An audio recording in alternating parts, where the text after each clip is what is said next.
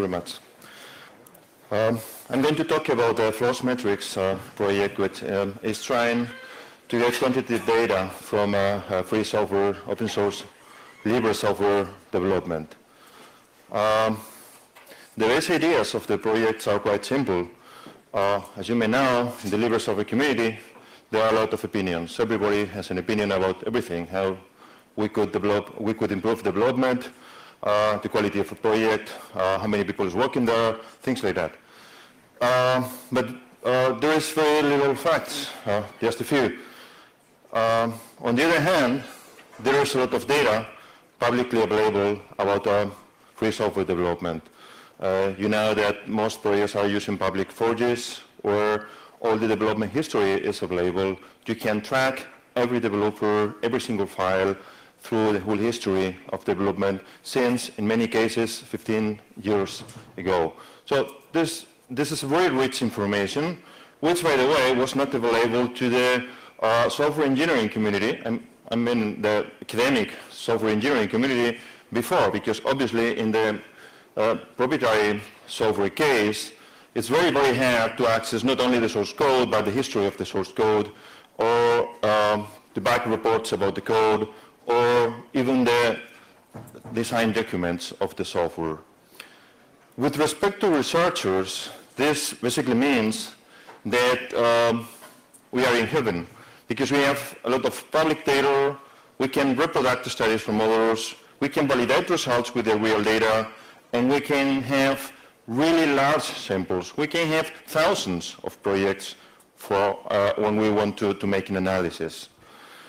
In addition, there is a lot of people interested in this kind of data because there's a lot of people involved in the libre software development community. You have developers, of course. They could be interested in how the project is performing, which kind of things are happening in the project right now. Especially in large projects, this is very difficult to know if you are not really, really deep into the core of the project.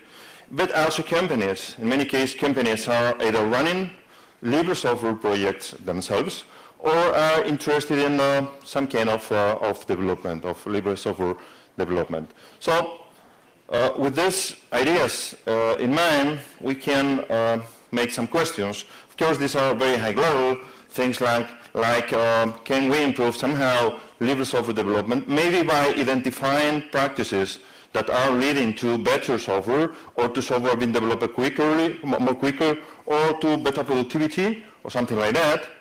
Or can traditional academic software engineering learn something from libre software by analyzing the procedures and the practices in the libre software community, and trying to understand from a quantitative point of view why they are better? Because it's obvious at this point that the libre software community is using new development methods that traditional companies are not using. But the main question is why they are better, and in which aspects other companies could benefit from them. And of course, could projects understand better what they are doing and how they are doing it by analyzing the patterns in the repositories, for instance. So the main goals of the project, first slide is more like what we academics find in libre software development. Second slide is more like the specific goals of FLOSSMetrics. Basically, we want to retrieve data from thousands of projects, mainly from well-known forges like SourceForge, but also from big projects like Mozilla or GNOME or KDE or Apache. We want to make an analysis. We are making an analysis about actors, so mainly developers, bug reporters, people collaborating in mailing lists, artifacts, so the kind of software we're producing, but also messages or individual files in the source code management system, for instance, and of course processes. How is people fixing bugs, for instance? What's the regular process for fixing a bug? Somebody reports, somebody assigns, somebody maybe fixes, somebody reopens because it was in fact not fixed, somebody fixes again. And what's happening in that? Timing for that, for instance, the usual pattern for closing a bug in different projects, how that's mapped to project policies, for instance, etc.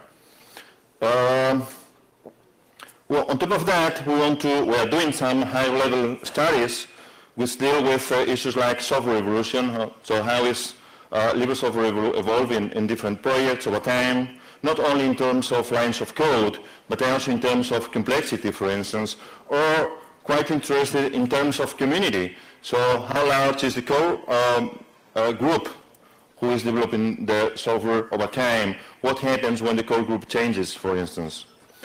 With respect to human resources, we're interested in productivity, in raw estimation of the effort in building free software, things like that. With respect to quality, we're using some quality metrics. Of course, quality metrics don't tell the whole story of the quality of a product, but you can get the first idea of what's happening if you apply those quality metrics either to source code or to the processes in the development cycle. We are basically putting together a database with all of this and making it available to others. Anyone can come. Usually researchers are interested. Some developers could also be interested. But in general, you can download the database and do the kind of analysis you could be interested in. And we are also trying to provide some tools for following up the development. So the AIS, that's the last phase of the project, to provide some simple tools so that if you want to follow such and such project, if you want to follow such and such project, you just run the tool and you get something like a web page with the main characteristics of the project. Of course, we are quite interested in involving with the LibreSoftware community, and we are already working with some projects to help, usually they help us in getting the data more easily. We'll talk about that later. So summarizing the main results, this database I talked about with factual details. The factual is quite important because the things we have in the database are facts. So nobody can discuss that. That means somebody was doing a commit, such and such day, with such and such file, and the diff is this one. So things like that. But millions of things like that. We are having some higher level studies and analysis, which are basically reports that will be public when finished in a couple of months from now. And a sustainable platform for benchmarking and analysis. So basically all this data is going to be kept in the servers so that anyone wanted to make a benchmarking analysis, for instance, can come here and look for similar projects to any other one, and for analyzing patterns wherever. Our main focus is in providing data and information. So we are interested in beta testing this data, saying it so by doing some analysis, but our main interest in providing the data so that anyone can come and do his or her preferred analysis. Well, we're a bunch of partners all around Europe, including universities and companies. Oops, sorry. And current status.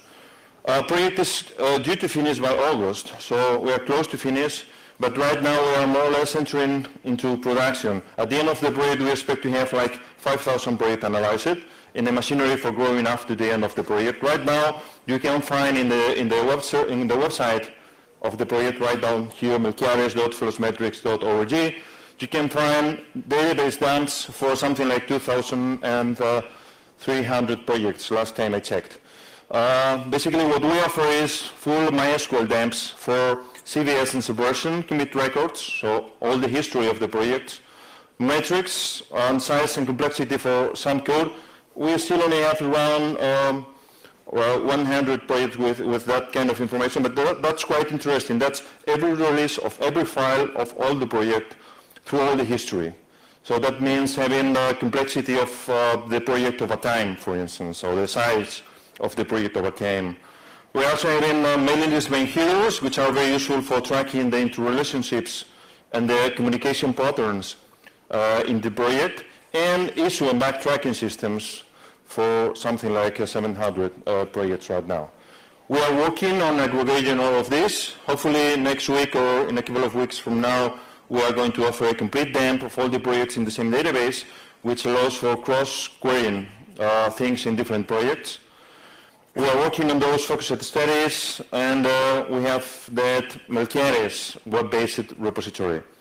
We're right now also working on an API, because right now it's a bit manual to get the dumps, but we are working on an API which should be ready in something like 1 month from now. This is just, I'm going to skip this, you can connect to the website and look at it. It's basically what we are offering, but if you go to the projects section, you can see the whole listing of the projects and then download the dumps if you want. So just skip, well, this is the kind of thing you find if you go to a project. These are CVS dumps, for instance, on subversion dumps. These are mailing list dumps, etc. One of the most interesting things of the projects are the tools that are moving all of this. We have developed tools for analyzing subversion, CVS, JIT, and Bazaar systems, repositories. And we have developed tools for analyzing bug reporting systems and mailing lists. The most interesting one probably is CVS Analy. CVS Analy is basically capable of going to a repository, download every version of every file and every commit record, which means you can track the whole history of the repository and put it into a nice SQL database where you can make queries much more simple than when the usual development tools. As I said, we have similar things for Bitso and Emelstat, but for Bitso and Emelstat they are much more simple because the only thing they do is to mine the repository and basically dump that into a database. As I said, all of this is integrated into Melquiades. What kind of studies are we doing with this? I talked a bit about this before. We have evolution of projects where we are interested in the evolution of code over time, evolution of communities over time, and also things like the responsiveness of the project, for instance, in bug reporting or in releasing code or things like that. We are trying to detect deviations, so usually you see a common pattern, and at some point you see that the project is performing very well or performing very bad for some reason. We are quite interested in those, let's say, disrupting points, because usually they reflect some core change in the project, which is quite interesting to understand what was happening after and before that point and what happened exactly there. We are quite interested in the human resources side, such as what happens when the core team in a project changes. Does the project notice that? How long does it take to recover if there is some problem or something? And you can find very detailed information about that because you can detect very, very carefully when the code change happens, and you can look at the parameters of the project and see what's happening after that point. As I said before, we also work in effort and value estimation with a group of economists, and we are basically, in the end, what we are looking for is finding parameters that can characterize the status of a project, so that, of course, this is never going to be like having an expert on the project who knows everything about the project and is following the mailing list all the days and the CVS commits all the days and so on. But if you just go there, see some parameters, you could have a very detailed idea of what's happening in this project, how many people is working here, what's the trend, are they having a community or not, what's the matter with quality and complexity of the code, things like that. And overall, we're quite interested in detecting sustainability conditions for projects. So when the project is led to success or not. At some point, it seems that you can find out, because you need to enter some growth pattern. If you don't get enough resources, I mean human resources, it's very likely that the project is not going to succeed. Things like that. Of course, since what we are providing is data so that others can do the analysis, imagination in the end is the limit of the kind of study you can do. I'm going to skip all this part about the kind of problems we have. You have it in the slides if you want to look at it.